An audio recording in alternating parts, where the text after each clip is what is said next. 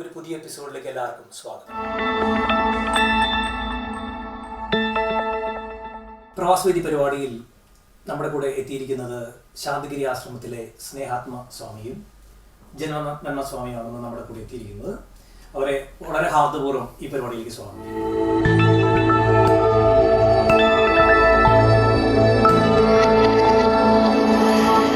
സ്വാമിമാരെ, എന്താണ് ഈ ലണ്ടനിലേക്ക് ഇപ്പോൾ എത്തിക്കാനുള്ള ഒരു കാരണം എന്താണെന്ന് പറയാമോ?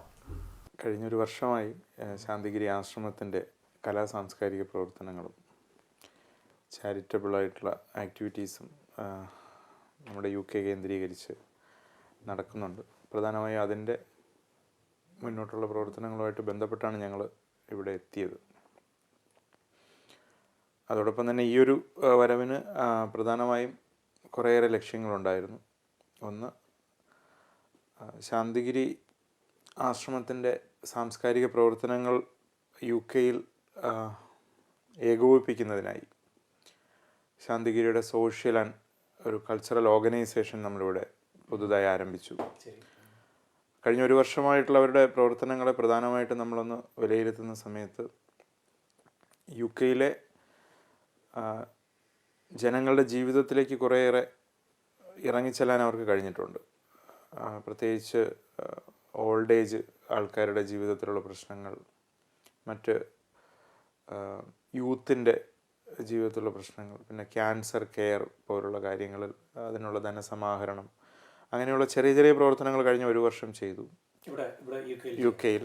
എങ്കിലും സമൂഹത്തിന് ഇവിടെ നമ്മൾ പുതുതായിട്ട് ഈ സംരംഭങ്ങൾ തുടങ്ങിയതുകൊണ്ടും ഇതിൻ്റെ പ്രവർത്തനങ്ങൾ പലരും ശാന്തിഗിരിയെക്കുറിച്ച് കേട്ടിട്ടുണ്ട്.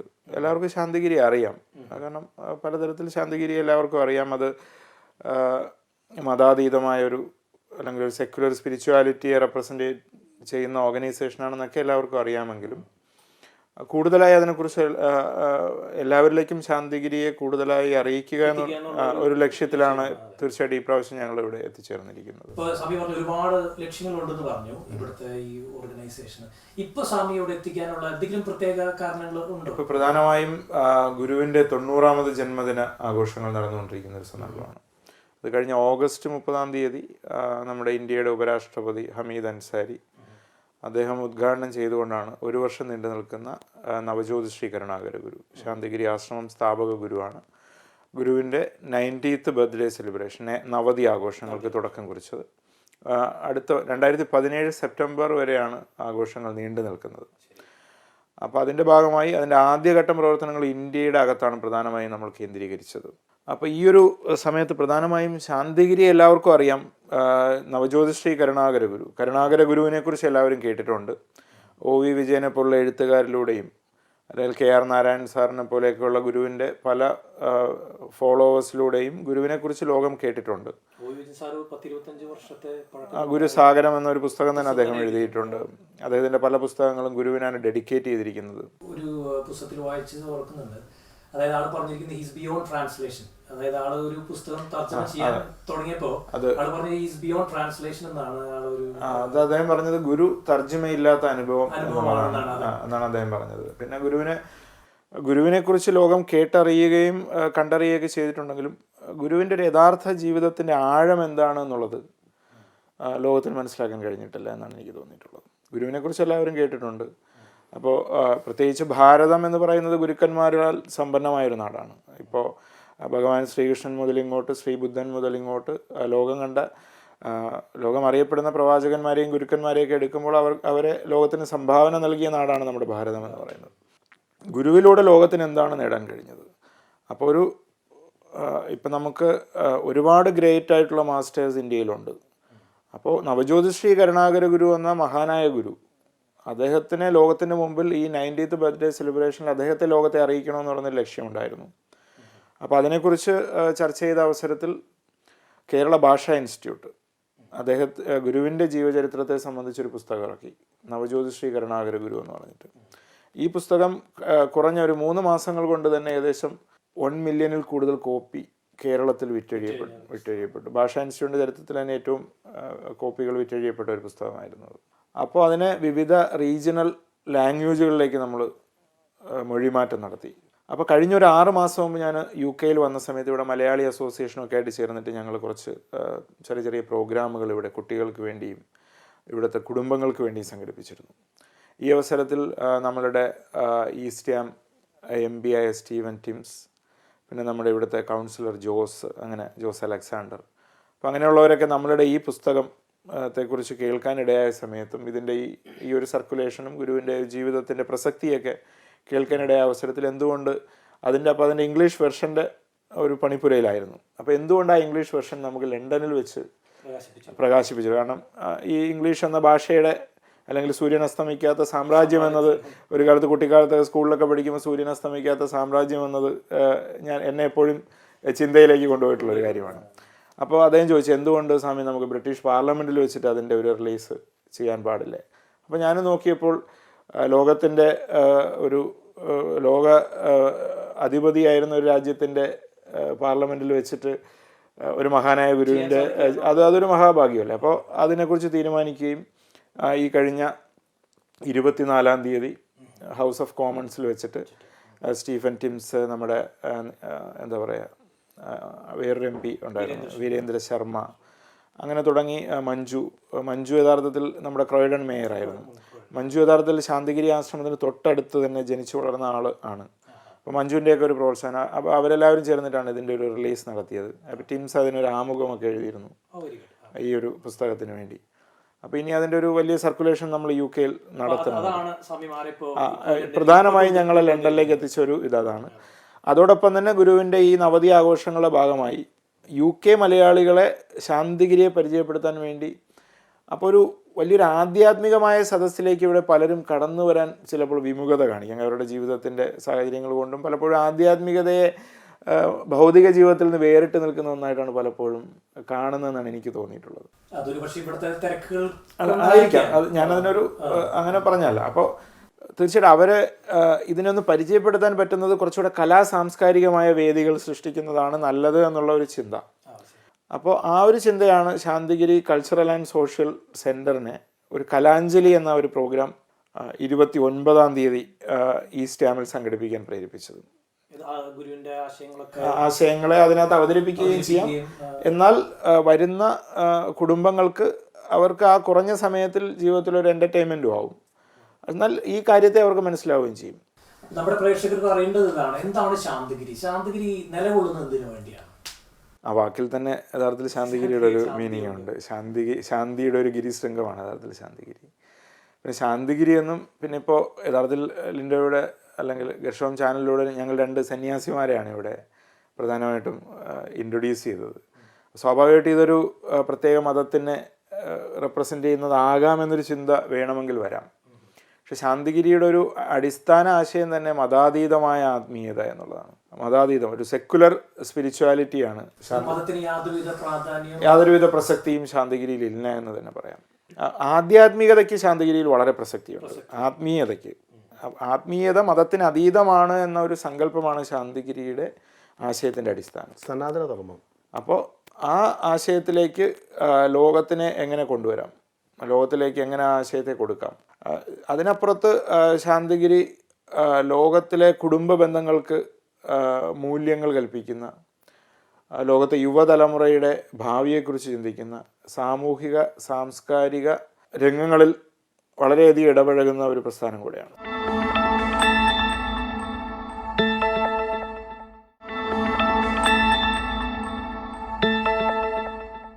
ഇപ്പൊ സ്വാമി പറഞ്ഞല്ലോ മതത്തിന് അതീതമാണ് ഉള്ള ആത്മീയതയാണ് ശാന്തിഗിരി ആശ്രമം അതിന് പ്രാധാന്യം നൽകുന്നത് പറഞ്ഞു. അപ്പൊ അതിനെ കുറിച്ച് ഒന്ന് സ്വാമി പറയാം. ഇവിടെ എല്ലാവരും തന്നെ ദൈവവിശ്വാസം ഉണ്ട് പലർക്കും. അതുപോലെ അപ്പൊ ഇതിൽ ഈ ദൈവത്തിന് അതീതമായ ഒരു ആത്മീയത എങ്ങനെയുണ്ടാകുമെന്നൊന്ന് സ്വാമി പറയാമോ? മനുഷ്യനെ സംബന്ധിച്ച് അവൻ ജനിക്കുന്നത് തന്നെ ഏതെങ്കിലും ഒരു മതവിഭാഗത്തിലോ ഒരു വിശ്വാസ പ്രമാണത്തിലോ ഒക്കെ ആയിരിക്കാം. അത് ചിലപ്പോൾ ഈശ്വരനുണ്ട് എന്നുള്ള വിശ്വാസമായിരിക്കാം, അല്ലെങ്കിൽ ഈശ്വരൻ ഇല്ല എന്ന വിശ്വാസമായിരിക്കാം. പക്ഷെ ഇവിടെ ആത്മീയത എന്ന് പറയുന്നത് മനുഷ്യന് ഏറ്റവും അനിവാര്യമായ ഒരു കാര്യമാണ്.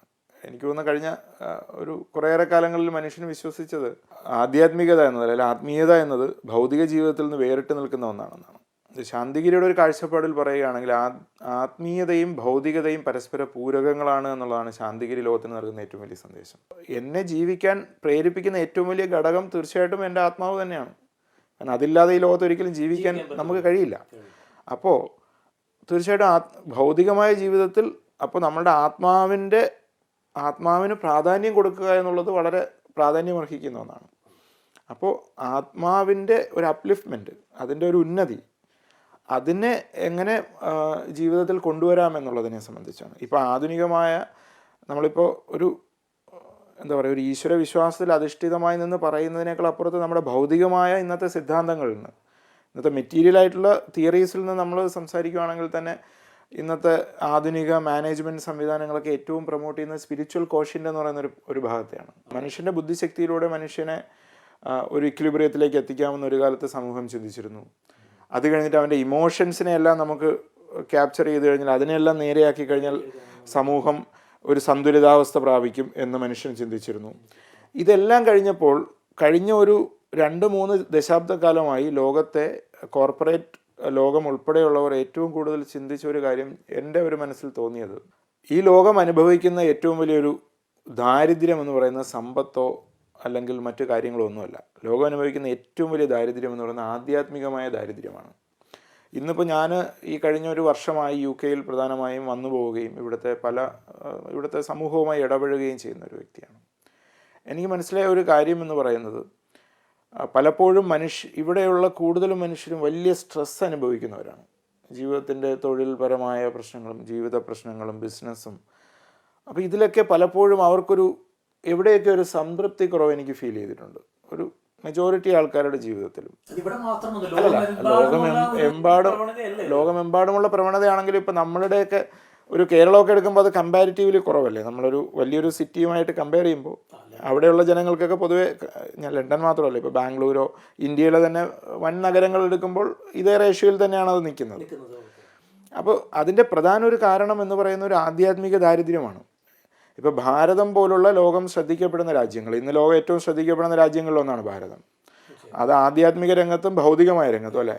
ഭാരതത്തിൻ്റെ സാമ്പത്തികമായ വളർച്ച, ആധ്യാത്മികമായ വളർച്ച. ഇപ്പോൾ ഉദാഹരണം എടുത്താൽ കഴിഞ്ഞ ഒരു വർഷത്തിൽ ഭാരതത്തെ ലോകം ഏറ്റവും കൂടുതൽ ശ്രദ്ധിച്ചൊരു കാര്യം ഭാരതത്തിൻ്റെ പാരമ്പര്യമായ യോഗ എന്ന് പറയുന്നൊരു സംവിധാനത്തെയാണ് അല്ലേ. യോഗയെ ഇവൻ അമേരിക്കൻ അങ്ങനെ തുടങ്ങി പാശ്ചാത്യ ലോകം ഭാരതത്തിൻ്റെ പരമ്പരാഗതമായ സമ്പ്രദായങ്ങളെ വളരെയധികം ശ്രദ്ധിക്കാൻ തുടങ്ങിയ ഒരു കാലഘട്ടത്തിൽ നമ്മൾ ജീവിക്കുന്നു. യോഗയുടെ ഒരു മാർക്കറ്റ് ക്യാപിറ്റലൈസേഷൻ എടുത്ത് നോക്കിക്കഴിഞ്ഞാൽ 30-40 ബില്യൺ ആണ്. അപ്പോൾ അതിൻ്റെ കാരണം എന്താണ്?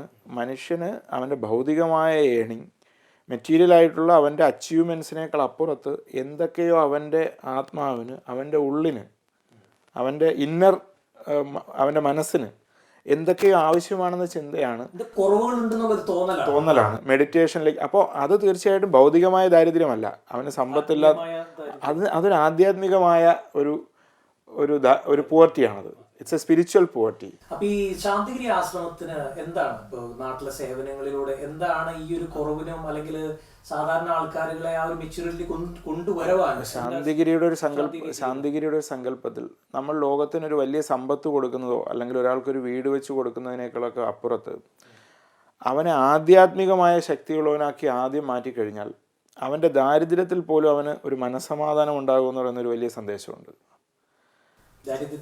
അല്ല, മീൻസ് ഇപ്പോൾ ഏറ്റവും വലിയ സമ്പന്നൻ ജീവിക്കുന്ന മാനസികമായ ദാരിദ്ര്യമുണ്ട്, സന്തോഷമില്ലായ്മ. ചിലപ്പോൾ ഒരു നേരം കൃഷി ചെയ്ത് അല്ലെ ഒരു സാധാരണ ആഹാരം വെച്ച് കഴിക്കുന്ന ഒരാൾക്ക് വളരെ സംതൃപ്തി ഉണ്ടാകും. അപ്പോൾ ശാന്തിഗിരി ആദ്യം ശ്രമിക്കുന്നത് ഞങ്ങളിലേക്ക് കടന്നു വരുന്ന അല്ലെങ്കിൽ ഞങ്ങളെ പരിചയപ്പെടുന്ന ഞങ്ങളുടെ സാംസ്കാരികവും കലാപരവും അല്ലെങ്കിൽ ആത്മീയവുമായ രംഗങ്ങളിൽ ഇടപെടുന്നവർക്ക് ഒരു ആത്മസംതൃപ്തി ഉണ്ടാക്കിയെടുക്കുക എന്ന് പറയുന്ന ഒരു രംഗത്താണ്. ഈ സമൂഹത്തിൽ നിന്ന് മാറ്റുക എന്നുള്ളതാണ്, ആ പോവർട്ടിയെ അതിനെ മാറ്റിയെടുക്കുക എന്നുള്ളതാണ്. അപ്പോൾ ഞാനീ പറഞ്ഞ സ്പിരിച്വൽ പോവർട്ടി എന്ന് പറയുന്നൊരു പാർട്ട്, അതിന് യഥാർത്ഥത്തിൽ പ്രത്യേക ഒരു മതമില്ല, ഉണ്ടോ? അതെല്ലാ മനുഷ്യരും ഒന്നുപോലെ ഫേസ് ചെയ്യുന്ന കാര്യമാണ് അല്ലേ. അതെല്ലാ മനുഷ്യനും അത് നേരിടുന്നുണ്ട്. അപ്പൊ നിങ്ങളിൽ ഈ ഒരു ആശയത്തില് പ്രത്യേകിച്ച് മതവിഭാഗത്തിന് യാതൊരുവിധ പ്രസക്തിയുമില്ല. ഞങ്ങളുടെ ഈ സന്യാസ സഭയിൽ ഇങ്ങനെ ഒരു വസ്ത്രത്തിന്റെ ഒരു നിറം എന്ന് പറയുന്നത് ഒരു പക്ഷേ ഞങ്ങൾ ഭാരതത്തിൽ നിന്ന് വന്നുകൊണ്ടും ഞങ്ങളൊരു പ്രത്യേക മതത്തെ റെപ്രസെന്റ് ചെയ്യുന്നവരാണെന്ന് വേണമെങ്കിൽ തോന്നാം. എനിക്ക് കണ്ടപ്പോൾ ആദ്യമായിട്ട് തോന്നിയത് ഒരു ഹിന്ദു സ്വാമി അല്ലെങ്കിൽ അങ്ങനെ ആവാമെന്ന്. പക്ഷെ ഇപ്പോൾ ശാന്തിഗിരി ആശ്രമത്തിൽ ഏകദേശം 100ഓളം സന്യാസിമാരുണ്ട്. ഈ സന്യാസിമാരിൽ വിവിധ മതങ്ങളിൽ നിന്നുള്ളവരുണ്ട്. വിവിധ പ്രത്യയ ശാസ്ത്രങ്ങളിൽ വിശ്വസിച്ചിട്ട് പിന്നീട് ആശ്രമത്തിൽ വന്ന് ചേർന്നവരുണ്ട്. വിവിധ ഭാഷ സംസാരിക്കുന്നവരും വിവിധ രാജ്യങ്ങളിൽ നിന്ന്, ഇപ്പോൾ അമേരിക്കയിൽ നിന്നും യൂറോപ്പിൽ നിന്നും അല്ലെങ്കിൽ ഇന്ത്യയുടെ തന്നെ വിവിധ ഭാഗങ്ങളിൽ നിന്ന്, പാഴ്സീസ്, അങ്ങനെ വിവിധ മതവിഭാഗങ്ങളിൽ നിന്നുള്ളവർ ആശ്രമത്തിലെ ഈ സംവിധാനത്തിലേക്ക് കടന്നു വന്നിട്ടുണ്ട്. അപ്പോൾ എനിക്ക് സ്വാമിമാർ ചോദിക്കാനുള്ള വേറൊരു കാര്യം എന്താണെന്ന് വെച്ചാൽ, ഇപ്പൊ നമുക്ക് പ്രാർത്ഥിക്കാൻ എല്ലാവർക്കും ഓരോ കാരണങ്ങളുണ്ട് അല്ലെ? ഇപ്പോൾ സൈക്കിൾ അഗർബത്തിയുടെ പരസ്യത്തിൽ പറഞ്ഞ പോലെ പ്രാർത്ഥിക്കാൻ എല്ലാവർക്കും കാരണങ്ങളുണ്ട്. ഒന്ന്, എൻ്റെ മക്കള് കുറച്ചുകൂടി നന്നായി പഠിക്കണം, വളരണം, അല്ലെങ്കിൽ എനിക്ക് കുറച്ചുകൂടി സാമ്പത്തികമായ ചുറ്റുപാടുകൾ ഉണ്ടാകണം, അല്ലെങ്കിൽ എന്താ പറയാ, എനിക്ക് എൻ്റെ മറ്റു പല പ്രശ്നങ്ങൾ തീരണം. ഇങ്ങനെയുള്ള കുറെ പ്രശ്നങ്ങളുമായിട്ട് ശാന്തിഗിരി ആശ്രമത്തിൽ വന്നിട്ട് എന്തെങ്കിലും പ്രയോജനമുണ്ടോ? അതായത് അവിടെ എന്തെങ്കിലും അത്ഭുതം നടക്കുമെന്ന് പ്രതീക്ഷിച്ചു വരുന്നവരോട് സ്വാമിക്ക് എന്താ പറയാനുള്ളത്? അങ്ങനെ എന്തെങ്കിലും ഉണ്ടോ? അല്ല, ഇപ്പോൾ നമ്മളൊരു അവിടെയാണ് നമ്മളൊരു ആത്മീയമായ കാഴ്ചപ്പാടിലുള്ളൊരു വ്യത്യാസമാണ് എനിക്ക് പറയാനുള്ളത്. പ്രധാനം എല്ലാ മനുഷ്യരും ദൈവത്തിൽ നിന്ന് അത്ഭുതങ്ങളാണ് പ്രതീക്ഷിക്കുന്നത്. അപ്പോൾ ശാന്തിഗിരിയുടെ ഒരു കാഴ്ചപ്പാടിലൂടെ ഒരിക്കലും ദൈവം ഒരു അത്ഭുതങ്ങൾ കാണിക്കുന്ന ആളാണെന്ന് പറയാൻ താല്പര്യപ്പെടുന്നില്ല. അത് ശാന്തിഗിരിയിലൂടെ. പക്ഷേ നിങ്ങൾ ദൈവത്തിൽ വിശ്വസിക്കുമ്പോൾ നിങ്ങൾക്ക് തീർച്ചയായിട്ടും അനുഭവങ്ങൾ ജീവിതത്തിൽ ഉണ്ടാകുമെന്ന് പറയാൻ കഴിയും എനിക്ക്. നിങ്ങൾ ഈശ്വരനെ വിശ്വസിക്കുമ്പോൾ നിങ്ങൾക്ക് നല്ല അനുഭവങ്ങളുണ്ടാവും ജീവിതത്തിൽ.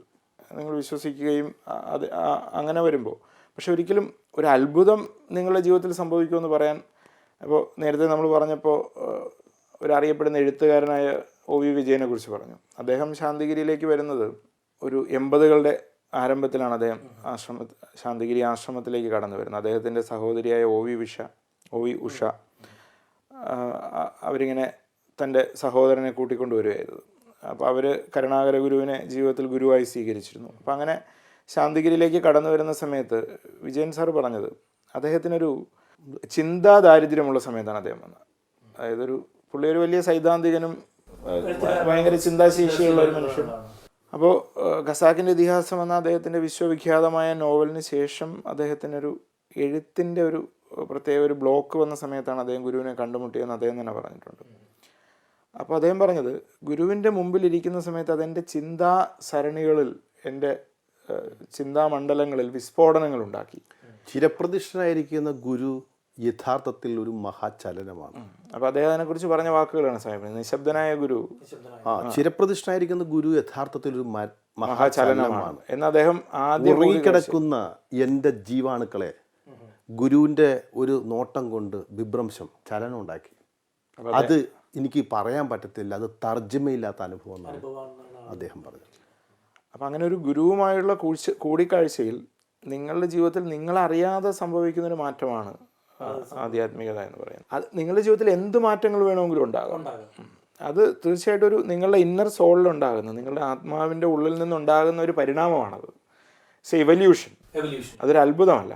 ഇവല്യൂഷനും നമ്മളീ പറയുന്ന മാജിക്കും അത്ഭുതവും തമ്മിൽ വളരെ വലിയ അന്തരമുണ്ട്. ഇവല്യൂഷൻ അല്ലെങ്കിൽ പരിണാമം എന്ന് പറയുന്നത് അവൻ്റെ ഊർജ തലങ്ങളിൽ ഉണ്ടാകുന്ന മാറ്റമാണ് പരിണാമം എന്ന് പറയുന്നത്. ആ പരിണാമം. അപ്പം അത് ഒരു ഗുരു എന്ന് പറയുന്ന ഒരു മഹാചലനത്തെ നമ്മൾ ദർശിക്കുമ്പോൾ, അല്ലെങ്കിൽ ശാന്തിഗിരി എന്നൊരു ഒരു ആത്മീയ സങ്കേതത്തിലേക്ക് നമ്മൾ കടന്നു വരുമ്പോൾ, ആ സങ്കേതത്തിൻ്റെ മണ്ണിൽ നമ്മൾ വന്നിരിക്കുമ്പോൾ നമ്മളുടെ ജീവനിലുണ്ടാകുന്ന പരിണാമമാണ് നിങ്ങൾക്കുണ്ടാകുന്ന അനുഭവം എന്ന് ഞാൻ പറഞ്ഞത്. ആ പരിണാമത്തെയാണ് വിജയൻ സാറിനെ പോലുള്ളവർ തർജ്ജമയില്ലാത്ത അനുഭവമാണെന്ന് വിശേഷിപ്പിച്ചത്. കാരണം ഗുരുവിൻ്റെ മുമ്പിലിരുന്നപ്പോൾ അദ്ദേഹത്തിൻ്റെ തലച്ചോറിൽ വിസ്ഫോടനങ്ങളുണ്ടായി. എത്രയോ കാലത്തിന് ശേഷം അദ്ദേഹം വീണ്ടും വളരെ വലിയ നിലയിൽ എഴുതാൻ തുടങ്ങി. അപ്പോൾ ആ പരിണാമത്തിൻ്റെ തരത്തിൽ അവൻ്റെ വിശ്വാസ പ്രമാണത്തിൻ്റെ ഒരു ചോദ്യം ചെയ്യൽ അവിടെ വരുന്നില്ല. ഇപ്പോൾ വരുന്നത് ഒരു ക്രിസ്തുമത വിശ്വാസിയായ ഒരു പുരോഹിതനാകാം, ഒരു സാധാരണക്കാരനാകാം, ഒരു ഇസ്ലാം മത വിശ്വാസിയാകാം, അല്ലെങ്കിൽ ഒരു ഹിന്ദു മത വിശ്വാസിയാകാം. അവനെ സംബന്ധിച്ച് അവൻ്റെ അന്നോളമുള്ള വിശ്വാസങ്ങളെ ചോദ്യം ചെയ്യപ്പെടൽ അവിടെ ഇല്ല. ഈ ഒരു ആത്മീയ സങ്കേതത്തിലേക്ക് കടന്നു വരുമ്പോൾ അവൻ എന്ത് ആധ്യാത്മിക പരിണിതി, പുരോഗതി അവൻ്റെ ജീവിതത്തിൽ ആ കടന്നുവരവിലൂടെ സൃഷ്ടിക്കപ്പെടുന്നു എന്നുള്ളതാണല്ലേ.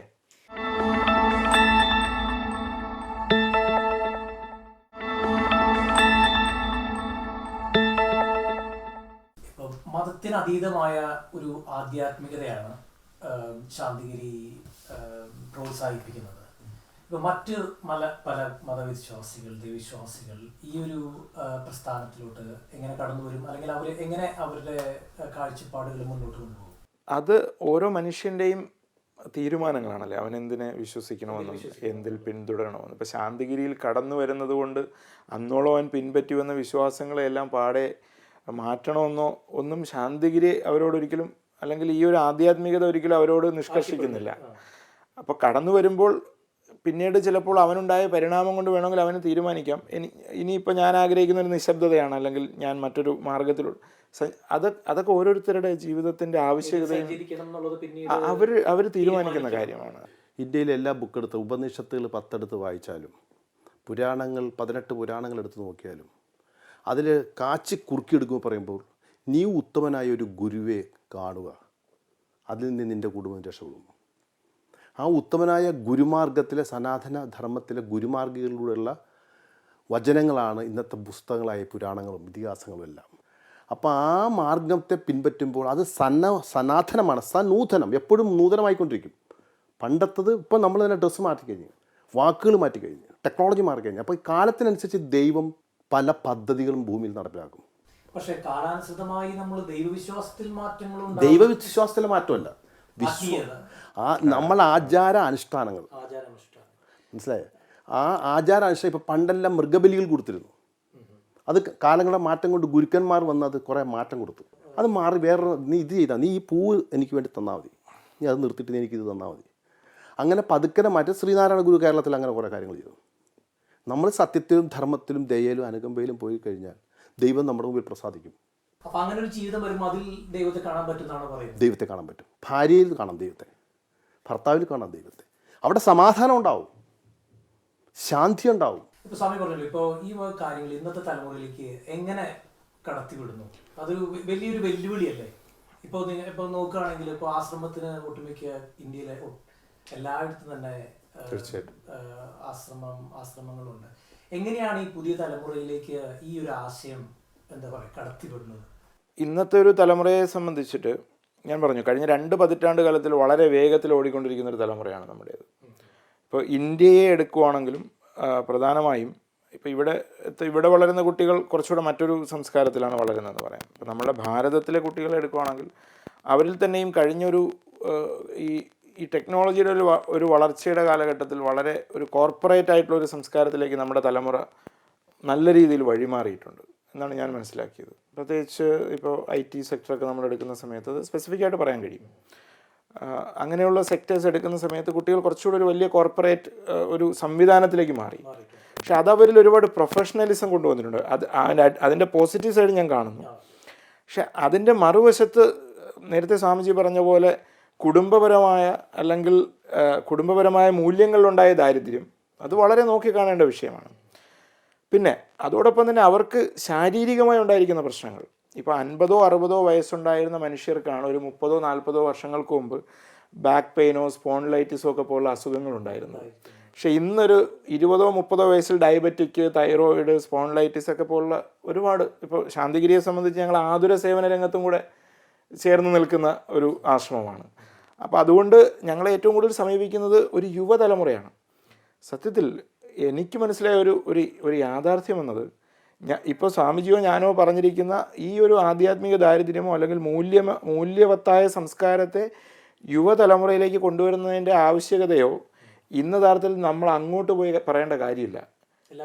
കാരണം കഴിഞ്ഞ 20 or 30 വർഷത്തെ ഞാനീ പറഞ്ഞ വളരെ ഹെക്റ്റിക് ആയിട്ടുള്ളൊരു കോർപ്പറേറ്റ് ജീവിതത്തിൻ്റെ അവസാനത്തെ ക്വസ്റ്റ്യൻ മാർക്ക് ഞാൻ ഇന്ന് കാണുന്നത് എവിടെ നമുക്ക് സമാധാനപരമായൊരു ജീവിതം കിട്ടും എന്നുള്ളതാണ്. കഴിഞ്ഞ 2 പതിറ്റാണ്ട് കാലത്തിൽ ഫാസ്റ്റ് ഫുഡ് എന്ന് പറയുന്ന സംസ്കാരത്തിൽ നല്ല നമ്മളെല്ലാവരും ചിക്കനും മട്ടനും ഫ്രൈഡ് ഫുഡും ഒക്കെ കഴിച്ചതിൽ നിന്ന് നമ്മൾ എങ്ങനെ പഴമയിലേക്കും പ്രകൃതിദത്തമായ നാച്ചുറലായിട്ടുള്ള കാര്യങ്ങളിലേക്ക് എങ്ങനെ തിരിച്ചു പോകാമെന്ന് നമ്മളാരും പറയാതെ ഇന്നത്തെ തലമുറ ചിന്തിക്കാൻ തുടങ്ങി. അപ്പോൾ അത് യഥാർത്ഥത്തിൽ ഈ പ്രകൃതിയുടെ ഈ പ്രകൃതിയുടെ തന്നെ ഒരു ബാലൻസിങ് ആണത്. പ്രകൃതി അതിൻ്റെ ഇക്വിലിബ്രിയത്തെ മെയിൻറ്റെയിൻ ചെയ്യുന്നതാണ്. കാരണം നിങ്ങൾ ഓവറായിട്ടുള്ള ഹെക്റ്റിക് ലൈഫിലേക്ക് പോയാൽ നാച്ചുറലി എന്ത് ചെയ്യപ്പെടും? നീ 100 വർഷം ജീവിക്കേണ്ടത് 20 വർഷം കൊണ്ട് ജീവിച്ച് തീർക്കേണ്ടി വരും. നിനക്ക് കഴുത്തനങ്ങാൻ പറ്റില്ല, അല്ലെങ്കിൽ ബാക്ക് പെയിൻ ആകും, നിനക്ക് മുന്നോട്ട് ജീവിക്കാൻ കഴിയില്ല, നിൻ്റെ ജീവിതം 20 വർഷം കൊണ്ട് അവസാനിക്കുവാണ്. സ്വാമി പറഞ്ഞ എനിക്ക് ഇഷ്ടപ്പെട്ടു. നല്ല രീതിയിൽ വഴിമാറി എന്ന് പറഞ്ഞത് പ്രയോഗം വളരെ അർത്ഥവത്താണ്. അപ്പൊ അത് എല്ലാവരും എന്താ പറയാ ഈ വക പഴമയിലേക്ക് അന്വേഷിച്ചു വരുന്നു, അല്ലെങ്കിൽ ഇങ്ങനെയുള്ള ആശയങ്ങൾക്ക് വളരെയധികം പ്രസക്തിയുണ്ട്. ഇന്ത്യയുടെ തന്നെ പ്രസക്തി അവിടെയാണ്. ഇപ്പം ഞാനൊരു പുസ്തകം വായിച്ചപ്പോൾ നോസ്ട്രഡാമസ് എന്ന് പറഞ്ഞ് ഫ്രഞ്ച് പ്രവാചകനെ കുറിച്ച് വായിച്ചു. അപ്പോൾ ആ ഫ്രഞ്ച് പ്രവാചകൻ ലണ്ടൻ നഗരത്തിൽ ഉണ്ടായിരിക്കുന്ന ട്രെയിൻ അപകടത്തെയും തീപിടുത്തത്തെയും മുൻകൂട്ടി പ്രവചിച്ച, ന്യൂയോർക്കിലുണ്ടായിരിക്കുന്ന കാര്യങ്ങളെയൊക്കെ മുൻകൂട്ടി പ്രവചിച്ച ഒരാളാണ്. അദ്ദേഹം 20-ാം നൂറ്റാണ്ടിൽ ഇന്ത്യക്ക് ഉണ്ടാകുന്ന പ്രസക്തിയെക്കുറിച്ച് പറഞ്ഞിട്ടുണ്ട്. അദ്ദേഹം പറഞ്ഞ 3 സാഗരങ്ങളുടെ സംഗമഭൂമി ഉള്ള രാജ്യം, അതായത് നമ്മുടെ 3 സമുദ്രങ്ങൾ കൂടിച്ചേരുന്ന രാജ്യം ഇന്ത്യ. ആ ഭാരതം അതിന് 20-ാം നൂറ്റാണ്ട് കഴിയുമ്പോൾ ലോകത്തിലെ ഏറ്റവും പ്രസക്തമായ രാജ്യമായി അത് വളരുമെന്നാണ് അദ്ദേഹം പ്രവചിച്ചിരിക്കുന്നത്. അപ്പോൾ പലപ്പോഴും എൻ്റെ ചിന്തയിൽ ഈ ക്വസ്റ്റ്യൻ എപ്പോഴും ഞാൻ കൊണ്ടു നടന്നത്, ഭാരതം എങ്ങനെ ലോകത്തിലെ ഏറ്റവും പ്രസക്തമായ രാജ്യമാകും? ഭാരതം ലോകത്തിലെ ഏറ്റവും പ്രസക്തമായ രാജ്യമാകണമെങ്കിൽ ലോകത്തിന് എന്തെങ്കിലും ഒന്ന് കൊടുക്കാൻ ഭാരതത്തിൻ്റെ കയ്യിലുണ്ടാകണം. ലോകത്തിന് കൊടുക്കാൻ ഭാരതത്തിൻ്റെ കയ്യിലുള്ളത് ഭാരതത്തിൻ്റെ പൗരാണികമായ അറിവാണ്.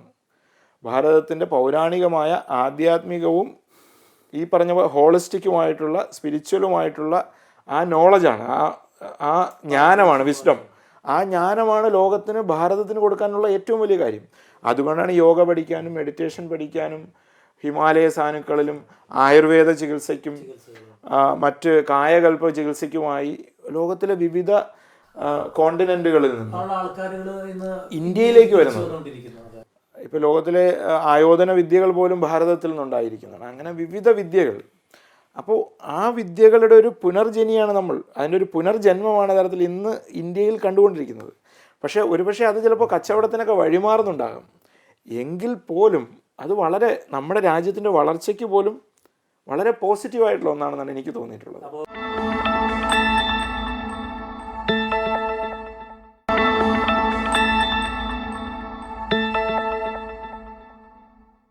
നമ്മൾ ആശ്രമത്തിലോട് തിരിച്ചു വരാം. ആശ്രമത്തിലുള്ള സേവനങ്ങൾ, ദിനംപ്രതിയുള്ള സേവനങ്ങൾ നോക്കുകയാണെങ്കിൽ ഇപ്പോൾ അന്നദാനം, ആതുര സേവനം, പിന്നെ അതുപോലെ തന്നെ ആത്മബോധനം, ഇതൊക്കെ ഇതിൻ്റെ ഭാഗമാണ്. ഈ ഒരു പ്രധാനമായും ശാന്തിഗിരിയുടെ സേവന പ്രവർത്തനങ്ങളെ 3ആയിട്ടാണ് ഇതിൻ്റെ പറഞ്ഞ പോലെ നമ്മൾ തരംതിരിച്ചിരിക്കുന്നത്. അതിലൊന്ന് ആധ്യാത്മികമായ ഈ ഒരു വശം, അതാണ് നമ്മൾ ഇത്രയും സമയം സംസാരിച്ചത്. രണ്ടാമത്തത് അന്നദാനം. അന്നദാനം എന്ന് പറയുന്നത് നമ്മളുടെ ഒരു കാഴ്ചപ്പാടുള്ളത് ഫുഡ് ഫോർ ദ നീഡി എന്നുള്ളതാണ്.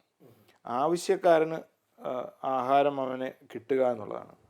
അപ്പോൾ അത് ആവശ്യക്കാരനെന്ന് പറയുന്നത് അവൻ ഒരു ദരിദ്രനായ മനുഷ്യനാകണമെന്നില്ല.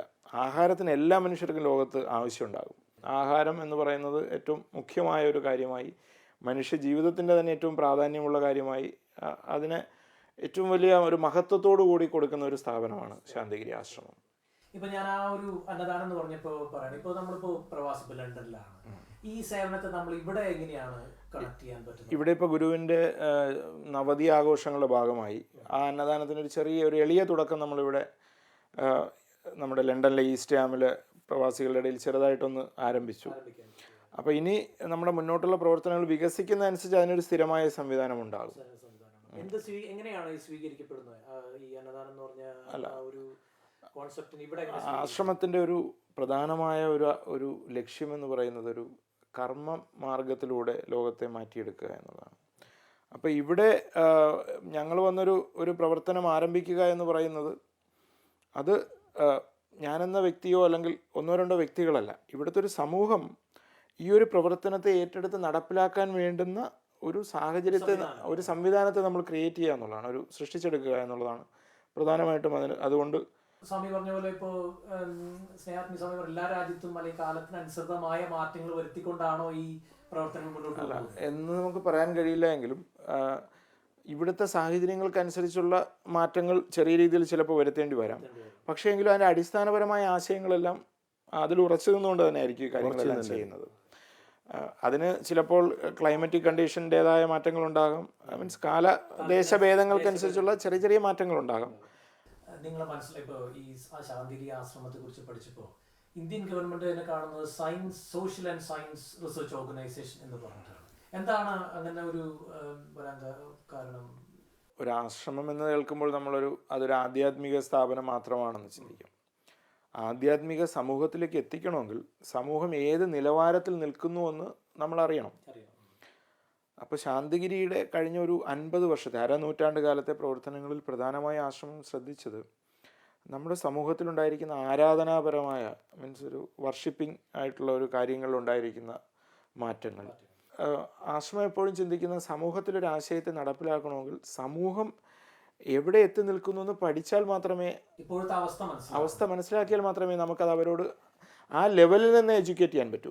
ഇപ്പോൾ ഒരു ഇൻ്റലക്ച്വൽ ആയിട്ടുള്ള സൊസൈറ്റിയിൽ ആ ഇൻ്റലക്ച്വൽ ആയിട്ടുള്ള ലെവലിൽ നിന്ന് തന്നെ നമ്മൾ അതിനെ പ്രസൻറ്റ് ചെയ്യണം. പക്ഷെ അതേസമയത്ത് വളരെ ദാരിദ്ര്യത്തിൽ നിൽക്കുന്ന ഒരു സമൂഹത്തിൻ്റെ ഇടയിൽ അവന് വേണ്ട ഭക്ഷണവും അവന് വേണ്ടുന്ന പാർപ്പിടവും ഒക്കെ കൊടുത്ത് അവനെ ഒന്ന് അപ്ലിഫ്റ്റ് ചെയ്താൽ മാത്രമേ പിന്നെ ഒരു വലിയൊരു കാര്യത്തെ അവനോട് പറയാൻ കഴിയുള്ളൂ, അല്ലേ? അപ്പോൾ മാറ്റം അവൻ്റെ നീഡ്സിനനുസരിച്ചിട്ടാണ് നമ്മൾ കൊടുക്കേണ്ടത്. അപ്പോൾ സൊസൈറ്റിയെക്കുറിച്ച് പഠിക്കാൻ ശ്രമിക്കുന്ന ഒരു സ്ഥാപനമാണ് ശാന്തിഗിരി. അതിനെക്കുറിച്ച് ഗവേഷണം നടത്തുന്ന ഒരു സ്ഥാപനമാണ്, റിസർച്ച് ചെയ്യുന്ന ഒരു സ്ഥാപനമാണ്. അപ്പോൾ അതുകൊണ്ട് തന്നെ ഇന്ത്യ ഗവൺമെൻറ് ഒരു 10 വർഷം മുമ്പ് ശാന്തിഗിരിയെ ഭാരതത്തിലെ ഒരു സാമൂഹികമായ കാര്യങ്ങൾ, സാമൂഹികവും ശാസ്ത്രീയവുമായ കാര്യങ്ങൾ, സോഷ്യൽ ആൻഡ് സയൻറ്റിഫിക് റിസർച്ച് ഓർഗനൈസേഷനായി പ്രഖ്യാപിച്ചിട്ടുണ്ട്. സാമൂഹികമായ ഉന്നമനത്തിന് വേണ്ടി, സാമ്പത്തികമായ ഉന്നമനത്തിന് വേണ്ടി ഇങ്ങനെയുള്ള സ്മോൾ സ്കെയിൽ യൂണിറ്റുകളൊക്കെ തുടങ്ങിയ സമയത്ത് ശാന്തിഗിരിക്ക് ഒരു സയൻറ്റിഫിക് ഇൻഡസ്ട്രിയൽ റിസർച്ച് ഓർഗനൈസേഷൻ എന്ന സ്റ്റാറ്റസും കിട്ടിയിട്ടുണ്ട്. അപ്പോൾ സോഷ്യൽ ആൻഡ് സയൻറ്റിഫിക് റിസർച്ച് ഓർഗനൈസേഷനും സയൻറ്റിഫിക് ഇൻഡസ്ട്രിയൽ റിസർച്ച് ഓർഗനൈസേഷനുമാണ് ശാന്തിഗിരി ആശ്രമം. സിദ്ധ വൈദ്യം, ആയുർവേദം. അപ്പോൾ ഇതിനൊക്കെ ഉള്ള എന്താ പറയുക, ഇതിന് വേണ്ട ഈ ശാസ്ത്രപരമായ സപ്പോർട്ട് അല്ലെങ്കിൽ നിങ്ങൾക്ക് എവിടെ നിന്നാണ് കിട്ടുന്നത്? ആശ്രമത്തെ സംബന്ധിച്ച് ഈ ഇപ്പോൾ പറഞ്ഞ ആയുർവേദം, സിദ്ധം എന്ന് പറയുന്ന വൈദ്യശാസ്ത്ര ശാഖകൾ ഭാരതത്തിൻ്റെ തനതായ വൈദ്യശാസ്ത്ര ശാഖകളാണ്. നമുക്കറിയാവുന്നതുപോലെ തന്നെ ഇത് ഏകദേശം ഒരു 10,000-ഓ 20,000-ഓ ഒക്കെ വർഷങ്ങൾ പഴക്കമുള്ള ഗ്രന്ഥങ്ങളിൽ നിന്ന് കിട്ടിയ അറിവുകളാണെന്നാണ് പറയപ്പെടുന്നത്. നേരത്തെ എന്നോടൊപ്പമുള്ള സ്വാമിജി സൂചിപ്പിച്ചതുപോലെ ഇതൊരു ഗവേഷണ പരീക്ഷണശാലകളിൽ വെച്ച് വികസിപ്പിച്ചെടുത്തൊരു ശാസ്ത്രമാണെന്ന് നമുക്ക് പറയാൻ കഴിയില്ല. പക്ഷേ അതിൽ പറഞ്ഞിരിക്കുന്ന മരുന്നുകൾ നമ്മൾ ഉപയോഗിച്ചപ്പോൾ നമ്മുടെ ജീവിതത്തിലുണ്ടായിരിക്കുന്ന അനുഭവങ്ങൾ തീർച്ചയായിട്ടും അതിൽ പറഞ്ഞിരിക്കുന്ന ശാസ്ത്ര ആ റൂട്ടിലൂടെ നമുക്ക് ഏത് രോഗങ്ങളെയും പരിഹരിക്കാൻ കഴിയുമെന്നുള്ളതാണ് നമുക്ക് മനസ്സിലാക്കാൻ കഴിഞ്ഞത്. അപ്പോൾ ഒരു ഔഷധത്തെ നമ്മൾക്ക് അറിയണമെങ്കിൽ ഔഷധം നമ്മൾ ആദ്യം പരീക്ഷിച്ച് നോക്കണം. അപ്പോൾ ഒരു ഔഷധം നമ്മൾ നിർമ്മിച്ചാൽ അത് 100 കണക്കിന് മൃഗങ്ങളിലും മനുഷ്യരിലുമൊക്കെ എത്രയോ നമ്മൾ പരീക്ഷിക്കാറുണ്ട്, അല്ലേ? ഇന്നത്തെ ലോകം നേരിടുന്ന ഏറ്റവും വലിയൊരു പ്രശ്നം തന്നെ അതാണെന്ന്, അതൊരു വിവാദമാകുന്ന ചോദ്യം കൂടിയാണെങ്കിൽ പോലും അത് ഏറ്റവും വലിയൊരു പ്രശ്നമാണ്. നമ്മൾ ഒരുപാട് ഔഷധങ്ങൾ പരീക്ഷിക്കുന്നുണ്ട്. ഇപ്പോൾ ഇന്ന് ആ മരുന്നുകളുടെ ഒരു പ്രസക്തി എന്ന് പറയുന്നത്, ഇമ്പോർട്ടൻസ് എന്ന് പറയുന്നത് ഇന്ത്യയിൽ മാത്രമല്ല, ലോകത്തിലെ വിവിധ രാജ്യത്തെ ജനങ്ങൾ ഭാരതത്തിൻ്റെ പാരമ്പര്യമായ ശാസ്ത്രശാഖകളെ സ്നേഹിക്കാൻ തുടങ്ങി. അതിൻ്റെ ചികിത്സ തേടി ഇന്ത്യയിൽ വരാൻ തുടങ്ങി. ഇന്ത്യയിലെ ഹെൽത്ത് ടൂറിസം എന്നത് ഇന്ന് ലോകത്തിലെ തന്നെ ഏറ്റവും വലിയ ടൂറിസം രംഗത്തിൻ്റെ ഏറ്റവും വലിയൊരു ഭാഗമാണ്. ഭാരതത്തിൻ്റെ ഹെൽത്ത് ടൂറിസവും പിൽഗ്രിം ടൂറിസവും ഈ 2 ഭാഗത്തും ചേർന്ന് നിൽക്കുന്ന മേഖലകളിൽ ചേർന്ന് നിൽക്കുന്ന ഒരു സ്ഥാപനം കൂടിയാണ് ശാന്തിഗിരി. അപ്പോൾ ആ ആരോഗ്യ ടൂറിസം രംഗത്ത് ലോക ജനങ്ങളെ ആകർഷിക്കുന്ന ഒരു ശാസ്ത്രശാഖ കൂടിയാണ് ഭാരതത്തിൻ്റെ ഈ പൗരാണികവും പ്രകൃതിദത്തവുമായ ചികിത്സാ സമ്പ്രദായമായ ആയുർവേദവും സിദ്ധവും. ഇപ്പോൾ സ്വാമി പറഞ്ഞു ഇതെല്ലാം കൂടി സംയോജിപ്പിച്ചിട്ടുള്ള ഒരു ചികിത്സാ സമ്പ്രദായം. ഇതിപ്പോ നമുക്ക് ഇന്ത്യയിൽ ഇതിനൊക്കെ എന്തുമാത്രം എന്താ പറയാ, നമുക്ക് ഇതൊരു സയന്റിഫിക് ആയിട്ട് പ്രൂവ് ചെയ്യാൻ പറ്റുന്ന ഒരു അവസ്ഥയിലേക്ക് വരുന്നുണ്ടോ? കാരണം നമ്മളിപ്പോ മറ്റുള്ള രാജ്യങ്ങളിലേക്ക് വരുമ്പോൾ, പ്രത്യേകിച്ച് ഇവിടേക്ക് വരുമ്പോൾ, ഇത് നമുക്ക് ഇതിന് വളരെയധികം പ്രൂഫുകളും അതുപോലെ തന്നെയുള്ള എവിഡൻസസും കൊടുക്കേണ്ട ഒരു അവസ്ഥ വരുന്നുണ്ട് ഇവിടെ. അപ്പോൾ പിന്നെ അത് മാത്രമല്ല, ഇതുപോലുള്ള സയന്റിഫിക് ബോഡീസ് ഒക്കെ എന്തുമാത്രം വിശ്വാസത്തിലെടുക്കും? ഭാരതത്തിൽ വലിയൊരു പനി പടർന്നു പിടിച്ചിരുന്നു 2010 ഭാരതത്തിൽ. ഈ പനി പടർന്നു പിടിച്ച സമയത്ത് ഇത് പല പേരുകളിലാണ് അറിയപ്പെട്ടത്. അപ്പോൾ ഈ പനിയുടെ ഒരു ബാക്കിപത്രം കൂടിയാണ് എനിക്കും ഈ പനി വന്നു. ഞാൻ ഒരുപാട് യാത്ര ചെയ്യുന്ന ഒരാളായതുകൊണ്ട്. അപ്പോൾ ഒരുപാട് മരുന്നുകൾ എൻ്റെ ശരീരത്തിൽ ഈ പനിയുടെ ഭാഗമായി ഒരു 3 മാസത്തോളം പ്രയോഗിച്ചിട്ടൊന്നും ഈ പനി മാറ്റാൻ കഴിഞ്ഞില്ല. ഈ പനി അവസാനം മാറ്റിയത് നമ്മുടെ നാട്ടിൽ എപ്പോഴും കാണുന്ന ഒരു ചെടിയുടെ ഇല വെച്ചിട്ടുള്ള കഷായമാണ്. അത് പപ്പായ എന്ന് പറയും, നമുക്ക് എല്ലാവർക്കും അറിയാം. അതിൻ്റെ ഇല വെച്ചുള്ള കഷായമാണ്, അതൊരു ഗ്രന്ഥത്തിൽ പറഞ്ഞിരിക്കുന്നതാണ്. ഇന്ത്യ മുഴുവൻ ഇന്ന് ആ പനിക്ക് കൊടുക്കുന്ന പ്രധാന ഔഷധം ഈ ഇലയുടെ കഷായമാണ്. ഇന്ന് ആ ഇലയുടെ കഷായത്തിൻ്റെ ടാബ്ലറ്റും വന്നിട്ടുണ്ട്. ഇന്ത്യയിൽ മാത്രമല്ല, ലോകം മുഴുവൻ എല്ലാവരും ഇപ്പോൾ അത് അഡോപ്റ്റ് ചെയ്യാൻ തുടങ്ങി. കാരണം ഈ പനിയുടെ ഏറ്റവും നല്ല ഇമ്മ്യൂണിറ്റി ക്രിയേറ്റ് ചെയ്യുന്ന ആ ഇലയുടെ ഡിക്വേഷനാണ്. പപ്പായയുടെ ഇല, പപ്പായ അറിയാലോ, പപ്പായയുടെ ഇലയുടെ ഡിക്വേഷനാണ് അതിൻ്റെ ഏറ്റവും നല്ല. ഇത് സിമ്പിൾ ഉദാഹരണമാണ്. ഈ പപ്പായയുടെ ഇല പരീക്ഷിച്ചവരാരും തന്നെ നേരത്തെ ഒരു ലബോറട്ടറിയിലും കൊണ്ടുപോയി ടെസ്റ്റ് ചെയ്ത് നോക്കില്ല. നമുക്കറിയാം അത് കഴിക്കുന്നുണ്ട് നമ്മളാരും മരിച്ചു പോകത്തില്ല. അതാണ് എക്സ്പീരിയൻസ്. ഇത്രയും അത് കഴിച്ച് 100 കണക്കിന് ആൾക്കാരുടെ അസുഖം മാറിയപ്പോൾ ലോകം നാച്ചുറലി അതിനെ അക്സെപ്റ്റ് ചെയ്തു അല്ലേ. സോ ഒരു പരീക്ഷണശാലകളിലും വിടാതെ ഒരു മരുന്നിന് ഫലം കണ്ടാൽ നാച്ചുറലി എല്ലാവരും അതിനെ അക്സെപ്റ്റ് ചെയ്യും അല്ലേ. ഇന്ത്യയുടെ ചികിത്സാ സമ്പ്രദായത്തിന് ലോകത്തിന് വരാൻ പോകുന്ന പ്രസക്തി അവിടെയാണ്. ഈ ചികിത്സ കൊണ്ട് രോഗം മാറി തുടങ്ങിയപ്പോൾ ലോകരാജ്യങ്ങൾ അംഗീകരിക്കാതിരിക്കാം ചിലപ്പോൾ. അത് ഒരു വലിയ വൈദ്യശാസ്ത്ര ശാഖ മറ്റൊന്നിനെ കടത്തിവിടാതിരിക്കാൻ ശ്രമിക്കുന്നതായിട്ട് മാത്രമേ ഞാൻ കാണുന്നുള്ളൂ. പുതിയൊരു ശാസ്ത്രശാഖ കടന്നു വരുമ്പോൾ, പുതിയതൊന്ന് കടന്നു വരുമ്പോൾ, അല്ലെങ്കിൽ ഇത്രയും കാലം ഹൈഡ് ചെയ്യപ്പെട്ടിരുന്നൊരു കാര്യം വീണ്ടും പുറത്തു വരുമ്പോൾ ചിലപ്പോൾ അതിനെ അക്സെപ്റ്റ് ചെയ്യാൻ പാശ്ചാത്യ സമൂഹത്തിന് പ്രശ്നമുണ്ടാകാം.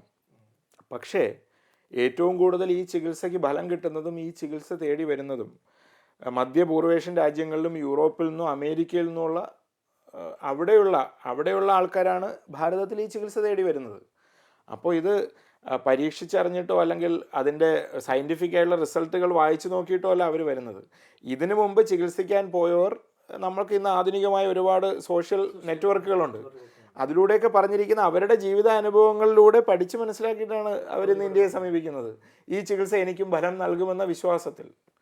പക്ഷെ നമ്മൾ ഇങ്ങനെയുള്ള എക്സ്പീരിയൻസ് ഇവിടെ വന്ന് പല ഡോക്ടേഴ്സിൻ്റെ അടുത്തും ഷെയർ ചെയ്യുമ്പോൾ, അത് ഇവിടെ പഠിച്ചു വളർന്ന ഡോക്ടേഴ്സിനെ ഷെയർ ചെയ്യുമ്പോൾ അവരൊരിക്കലും അത് അംഗീകരിക്കാൻ തയ്യാറല്ലാത്ത അവസ്ഥയും പലപ്പോഴും വാഗ്വാദത്തിലെത്തിയ അവസ്ഥകൾ വരെ ഉണ്ട്.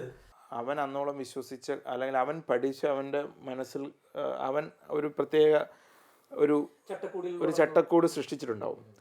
ഇതിൽ നിൽക്കുന്ന അറിവാണ് ഏറ്റവും വലുത് എന്ന് ചിന്തിക്കുന്ന മനുഷ്യരെ സംബന്ധിച്ച് മാത്രമേ അങ്ങനെ പറയാൻ കഴിയൂ. നമുക്ക് ഒരു വിഷയത്തെക്കുറിച്ച് ആഴത്തിൽ പഠിക്കുകയും അതിന് ഫലമുണ്ടോ എന്ന് ചിന്തിക്കുകയും ചെയ്യുന്ന ആധുനിക വൈദ്യശാസ്ത്രത്തിലെ വളരെ പ്രഗത്ഭരായ ഡോക്ടർമാർ പോലും അതിനെ അംഗീകരിക്കുന്നുണ്ട്. ആതുര സേവനമാണ് വലിയൊരു സേവന മാർഗമായിട്ട് കണക്കാക്കുന്നത്. ഇന്ത്യയിൽ വളരെ രീതിയിൽ മുന്നോട്ട് പോകുന്നു. ഇവിടെ അതിന്റെ എന്തെങ്കിലും ശാഖകൾ തുടങ്ങാനോ അല്ലെങ്കിൽ ഇവിടെ ഞങ്ങളെ പോലുള്ള ആൾക്കാർക്ക്, പ്രവാസികൾക്ക് ഇത് അനുഭവിക്കാൻ ഒരു അവസരം ഉണ്ടാകുമോ? അടുത്ത് ഉണ്ടാവാൻ സാധ്യതയുണ്ടോ? മരുന്നുകളെല്ലാം തന്നെ ഇവിടെ കൊണ്ടുവന്നൊരു പൂർണ്ണമായ ചികിത്സാ പദ്ധതി ഇന്ത്യയുടെ വൈദ്യശാസ്ത്ര ശാഖകളുടേത് ഇവിടെ നടപ്പിലാക്കാൻ കഴിയുന്ന ഒരു കാലഘട്ടത്തിലേക്ക് നമ്മൾ വന്നില്ല. പക്ഷേ സമീപഭാവിയിൽ ഇന്ത്യയുടെ ഇന്ന് കാണുന്ന എല്ലാ സംവിധാനങ്ങളെയും ലോകം അംഗീകരിക്കാൻ തുടങ്ങിയ സ്ഥിതിക്ക് സമീപഭാവിയിൽ നമ്മുടെ ചികിത്സാ സമ്പ്രദായത്തെ ലോകത്തിന് അംഗീകരിക്കേണ്ടി വരും. അപ്പോൾ നമുക്ക് എല്ലാ മരുന്നുകളും കൊണ്ടുവരാൻ കഴിയും. പക്ഷേ എങ്കിലും ഭാഗികമായ മരുന്നുകൾ ഇപ്പോൾ ഇവിടെ കൊണ്ടുവരാനുള്ള സംവിധാനങ്ങളുണ്ട്. നമുക്ക് എക്സ്റ്റേണലായിട്ട് ഉപയോഗിക്കുന്ന മരുന്നുകളും കാര്യങ്ങളൊക്കെ നമുക്കിവിടെ കൊണ്ടുവരാം. അപ്പോൾ ആ മരുന്നുകൾ ഉപയോഗിച്ചുകൊണ്ടുള്ള ഒരു ചികിത്സയെ ഇപ്പോൾ തന്നെ നമുക്ക് നടപ്പിലാക്കാൻ കഴിയും. അപ്പോൾ എൻ്റെ ഈ ഒരു സ്വാമിയുടെയൊക്കെ സന്ദർശന വേളയിൽ ഞങ്ങൾക്കിവിടെ ഒന്ന് ഒറ്റയ്ക്ക് തുടങ്ങാൻ കഴിയില്ല. ഞങ്ങൾക്ക് കുറച്ച് സഹായങ്ങൾ ആവശ്യമുണ്ട് ഇതുമായി ബന്ധപ്പെട്ടവരുടെ. ഇതിന് ഗവൺമെൻറ് തലത്തിൽ നിന്നുള്ള പേപ്പർ വർക്കുകൾ, ലൈസൻ വർക്കുകൾ, കാര്യങ്ങളൊക്കെ ചെയ്യേണ്ടതുണ്ട്. പിന്നെ ഒരു ചെറിയ രീതിയിലൊരു നമ്മളിന്നിപ്പോൾ ഇവിടെ പല സ്ഥലങ്ങളിലും കാണുന്നത് പോലുള്ള ഒരു റൂമുകളിലൊക്കെ നടക്കുന്ന ഉഴിച്ചിൽ കേന്ദ്ര അല്ലെങ്കിൽ മസാജ് സെൻ്ററുകൾ പോലുള്ള ഒരു കൺസെപ്റ്റിലൊരു ഇന്ത്യയുടെ ചികിത്സയെ കൊണ്ടുവന്ന് തളച്ചിടാനുള്ള ഒരു ആഗ്രഹം ഞങ്ങൾക്കില്ല. അപ്പോൾ ഒരു നല്ല രീതിയിലുള്ളൊരു ചികിത്സാ കേന്ദ്രം തുടങ്ങണമെങ്കിൽ അതിന് സമൂഹത്തിൽ നിന്നുള്ള നല്ലൊരു സപ്പോർട്ട് നമുക്ക് ആവശ്യമാണ്. അപ്പോൾ അതിന് നമ്മളിവിടെ പ്രവാസി ലോകത്തിലുള്ള, പ്രത്യേകിച്ച് ഇംഗ്ലണ്ടിലെ പ്രവാസികളിലെ പ്രമുഖരായ എല്ലാവരോടും തന്നെ കഴിഞ്ഞൊരു പല സന്ദർശന വേളകളിലും അതിനെക്കുറിച്ച് ചർച്ച ചെയ്യുകയും ഇപ്പോൾ ഈ സന്ദർശന വേളയിൽ അതിനകത്ത് ഒരു നല്ലൊരു ഫലം കാണുന്ന രീതിയിൽ തന്നെ നമ്മൾ എത്തിച്ചേർന്നിട്ടുണ്ട്. ആതുര സേവനങ്ങളെ കുറിച്ച് പറഞ്ഞല്ലോ, ഞങ്ങൾക്ക് കുറച്ച് ഉദാഹരണങ്ങൾ തരാമോ? ഇപ്പോൾ ആശുപത്രികളുണ്ട് എന്നൊക്കെ പറഞ്ഞപ്പോൾ അറിയാനൊരു ആഗ്രഹമാണ്.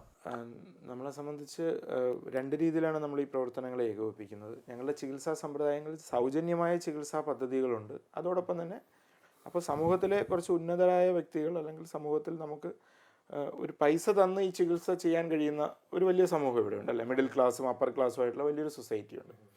അപ്പോൾ അവരുടെ ചികിത്സയിൽ നിന്ന് വരുന്ന ആ ലാഭം ഉപയോഗിച്ചിട്ടാണ് നമ്മൾ സാധാരണക്കാരനെ ചികിത്സിക്കാൻ വേണ്ടി ശ്രമിക്കുന്നത്. അപ്പോൾ അതുകൊണ്ട് തന്നെ ഇന്ത്യയുടെ പ്രധാനപ്പെട്ട എല്ലാ കേന്ദ്രങ്ങളിലും ശാന്തിഗിരിയുടെ ചികിത്സാ കേന്ദ്രങ്ങളുണ്ട്. ആയുർവേദ സിദ്ധ ആശുപത്രികൾ, അതിൻ്റെ ഹെറിറ്റേജുകൾ പോലുള്ള സംവിധാനങ്ങളൊക്കെ ഉണ്ട്. സ്വാമിയായിട്ട് സംസാരിച്ചു മനസ്സിലാക്കിയത് നമ്മൾ പലതരത്തിലുള്ള ഫാമിങ്ങിനെ കുറിച്ച് കേട്ടിട്ടുണ്ട്. അതായത് ഓർഗാനിക് ഫാമിംഗ്, പിന്നെ അതുപോലെ ജനറ്റിക് മോഡിഫൈഡ് ഫാമിംഗ്. ആദ്യമായിട്ടാണ് നാച്ചുറൽ ഫാമിംഗ് എന്ന് പറഞ്ഞൊരു കോൺസെപ്റ്റിനെ കുറിച്ച് കേൾക്കുന്നത്. എന്താണ് ഈ നാച്ചുറൽ ഫാമിംഗ്?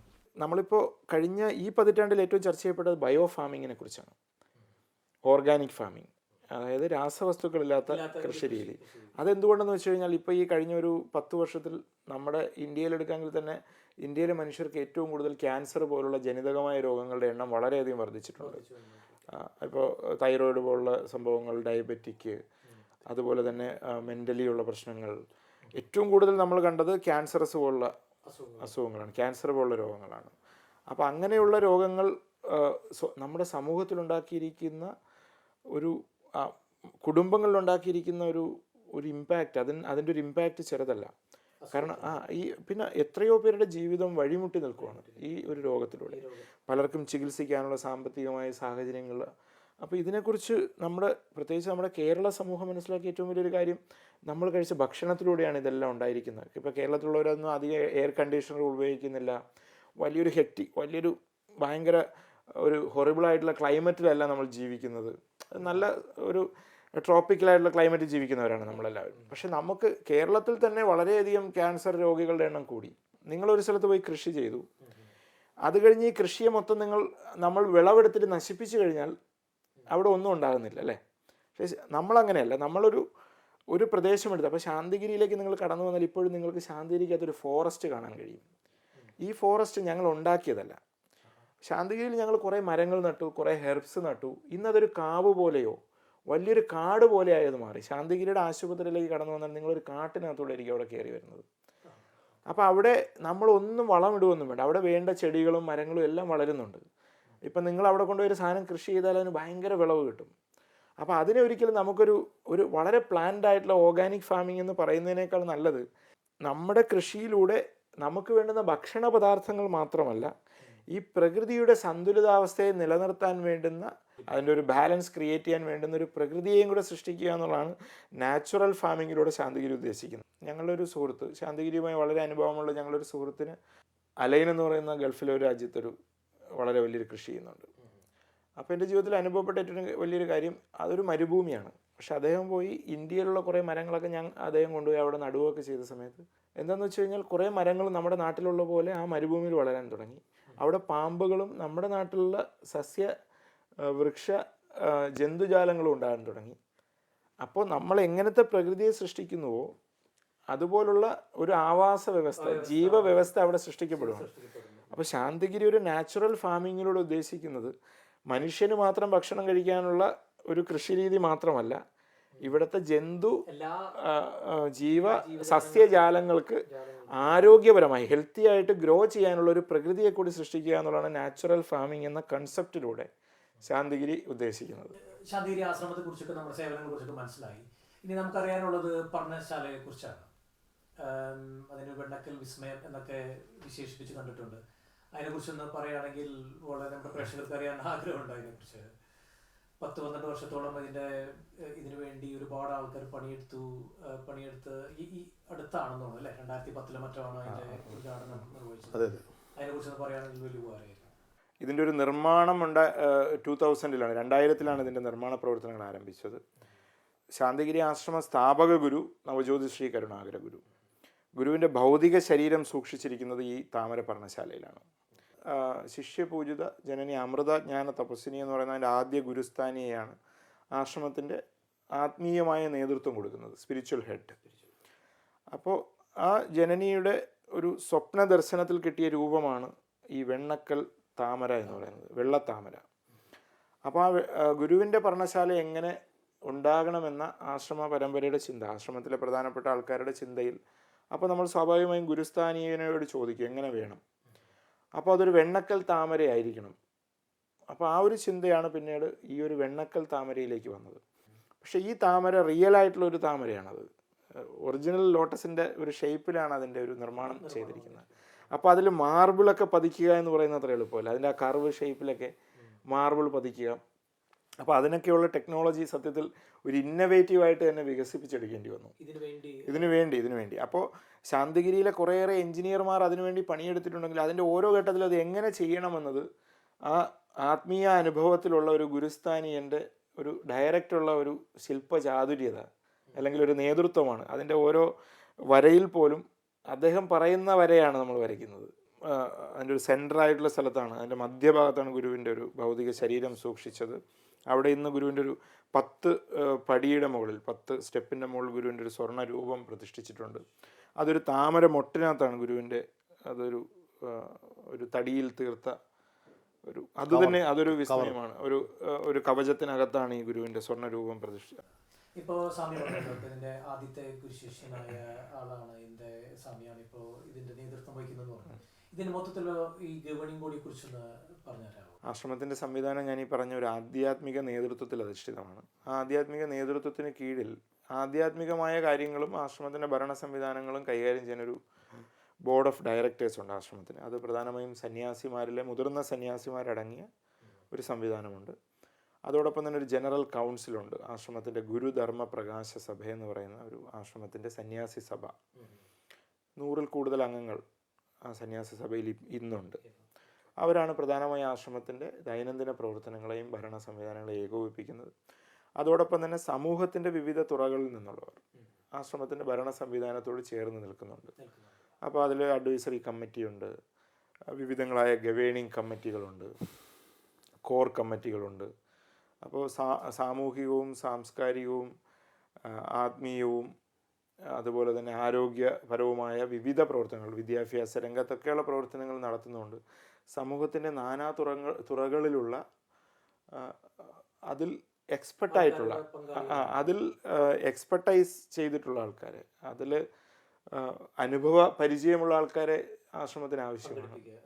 അപ്പോൾ ഗുരുവുമായി ബന്ധപ്പെട്ടവരും ഇതിൻ്റെ അഭ്യുദയകാംക്ഷികളായ വെൽവിഷേഴ്സ് ആയിട്ടുള്ളവരൊക്കെ ആയിട്ടുള്ള വലിയൊരു സമൂഹം തന്നെ ശാന്തിഗിരിയുടെ ഈ ഭരണ സംവിധാനത്തിലും അതിൻ്റെ ഡേ ടു ഡേ ആയിട്ടുള്ള കാര്യങ്ങൾ, അതിൻ്റെ ദൈനംദിന പ്രവർത്തനങ്ങളിലും ഇടപഴകി ചേർന്ന് നിൽക്കുന്നുണ്ട്. ശരി, ഇപ്പം നമ്മളിപ്പോൾ കാര്യങ്ങൾ ഇപ്പോൾ സ്വാമിമാർ വളരെ ഭംഗിയായിട്ട് പറഞ്ഞു തന്നു നമുക്ക്. ഇനി നമുക്ക് സ്നേഹാത്മസ്വാമിയെ കുറിച്ച് നമുക്കൊന്ന് പറയാം. സ്നേഹാത്മസ്വാമി നല്ലൊരു പാട്ടുകാരനാണ്. സ്വാമിജിയെ കുറിച്ച് ഞാൻ തന്നെ ഒരു ആമുഖം പറയുന്നതായിരിക്കും നല്ലതെന്ന് തോന്നുന്നു. ആയിക്കോട്ടെ. സ്വാമിയെ സംബന്ധിച്ച് പറയുകയാണെങ്കിൽ ശാന്തിഗിരിയുടെ ഒരു സാംസ്കാരിക രംഗത്ത് കഴിഞ്ഞൊരു 24 നൂറ്റാണ്ട് കാലമായി വളരെ ശക്തമായ ഒരു സാന്നിധ്യമാണ് സ്വാമി. സ്വാമിയുടെ മറ്റൊരു പ്രത്യേകത, സ്വാമി ഇപ്പം നിങ്ങളോട് ഈ ഒരു ചാനലിൽ സംസാരിക്കുമ്പോഴും ഞാൻ കുറച്ച് പോളിഷ്ഡ് ആയിട്ടുള്ള വാക്കുകളൊക്കെ ഉപയോഗിക്കാൻ ശ്രമിക്കും എന്നെ സംബന്ധിച്ച്. കാരണം ഇത് ഒരുപാട് പേര് സ്വാമി ആഗ്രഹിക്കുന്നത് സാധാരണക്കാരിൽ ഒരാളായി നിങ്ങളുടെ മുമ്പിൽ കാര്യങ്ങളെ പറയാനും ഒരു പച്ചയായ മനുഷ്യനായി തന്നെ ഒരു ജാടകളില്ലാതെ നിങ്ങളുടെ മുമ്പിൽ സ്വയം പ്രസൻറ്റ് ചെയ്യുക എന്നുള്ളതാണ്. അല്ലാതെ ഇപ്പോൾ ഒരു ആത്മീയ ജാടകളോ ഒരു പോളിഷ്ഡ് ആയിട്ടുള്ള ഒരു ഭാഷയോ ഇല്ലാതെ തന്നെ ലണ്ടനിലെ മലയാളികൾക്ക് കേരളത്തെ അറിയാൻ കഴിയുന്ന, അത് ഇപ്പോൾ സ്വാമി ഒരു വലിയ ഒരു സഹൃദയനായ ഒരു കലാകാരൻ കൂടിയാണ്. ഇപ്പോൾ ഇന്നലത്തെ ശാന്തിഗിരിയുടെ കലാസന്ധിയിൽ സ്വാമിയുടെ ഒരുപാട് പാട്ടുകളും പ്രഭാഷണമൊക്കെ ഉണ്ടായിരുന്നു. അപ്പോൾ ഒരു മനുഷ്യൻ്റെ ഉള്ളിൽ എപ്പോഴും ഒരു സാധാരണക്കാരനുണ്ടല്ലേ, അവൻ എത്ര ജാടകൾ കാണിക്കുമ്പോഴും ഇതെല്ലാം അഴിച്ചു വെച്ച് ഒരു നിമിഷം ഫ്രീ ആയിട്ടിരിക്കാൻ മനുഷ്യൻ ആഗ്രഹിക്കുന്നുണ്ട്. അപ്പോൾ അതിൽ അങ്ങനെയുള്ള മനുഷ്യർക്ക് ഏറ്റവും അനുയോജ്യനായ ഒരു വ്യക്തിത്വമാണ് സ്വാമി എന്നാണ് എനിക്ക് പ്രധാനമായിട്ടും പറയാനുള്ളത്. എന്തായാലും സ്വാമി ഇന്നലെ ഞങ്ങൾക്ക് ഇന്നലെ പരിപാടിയിൽ പങ്കെടുക്കാൻ പറ്റിയില്ല. അപ്പം അതുകൊണ്ട് സ്വാമിയുടെ ഒരു ചെറിയൊരു ഗാനം ഞങ്ങളുടെ പ്രേക്ഷകർക്ക് വേണ്ടി പാടുകയാണെങ്കിൽ തീർച്ചയായിട്ടും നന്നായിരിക്കും. കാൽവരിയിൽ പൂത്തുലഞ്ഞ രക്തപുഷ്പമേ, കാലത്തിൻ്റെ കവിതയായ കനകതാരമേ, കാൽവരിയിൽ പൂത്തുലഞ്ഞ രക്തപുഷ്പമേ, കാലത്തിൻ്റെ കവിതയായ കനകതാരമേ, നിന്നൊളി കണ്ടുണർന്നിടാത്ത കണ്ണു കണ്ണാണോ, നിന്റെ കീർത്തി കേട്ടിടാത്ത കാതു കാതാണോ, നിന്റെ കീർത്തി കേട്ടിടാത്ത കാതു കാതാണോ, സത്യനായക മുക്തിദായക പുൽത്തൊഴുത്തിൻ പുളകമായ സ്നേഹഗായക ശ്രീയേശുനായക ശ്രീയേശുനായക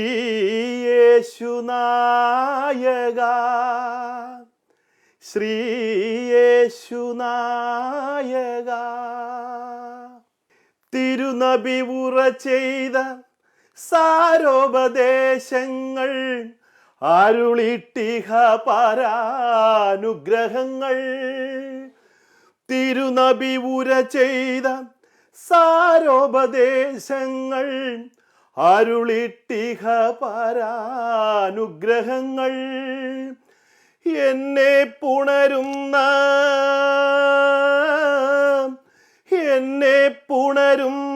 പൂനിലാവേ പുണ്യറസൂലിൻ തിരുവൊളിയേ അല്ലാവേ നിന്നൊളി ഒന്നു മാത്രം തള്ളല്ലേ നീ എന്നെ തമ്പുരാനേ 1000 കാതമകലയാണെങ്കിലും മായാതെ മക്ക മനസ്സിൽ നിൽപ്പൂ ലക്ഷങ്ങളെത്തി നമിക്കും മദീന അക്ഷയ ജ്യോതിസിൻ പുണ്യഗേഹം സഭാമാർവാമലയുടെ ചോട്ടിൽ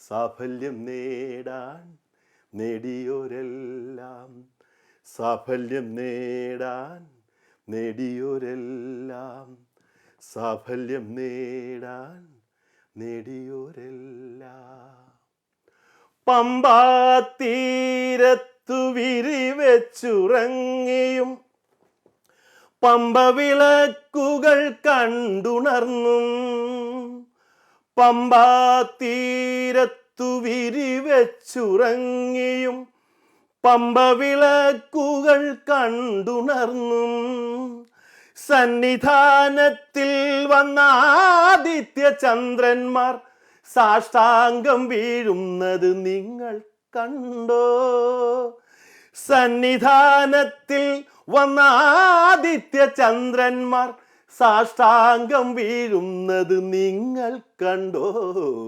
ആഴിപൂജയ്ക്ക് കർപ്പൂരം കൊണ്ടുവരും ആഗ്രഹായന മേഘങ്ങളെ ആഗമ നിഗമ പ്രണവൽ സ്വരൂപന്റെ ആനന്ദ ചിന്മുദ്ര കണ്ടോ നിങ്ങളാ തിരുവടി കൂപ്പിത്തൊഴുതോ ഇതിലും ഭംഗിയായി നമുക്ക് ഈ പരിപാടി അവസാനിപ്പിക്കാൻ പറ്റുമെന്ന് തോന്നുന്നില്ല.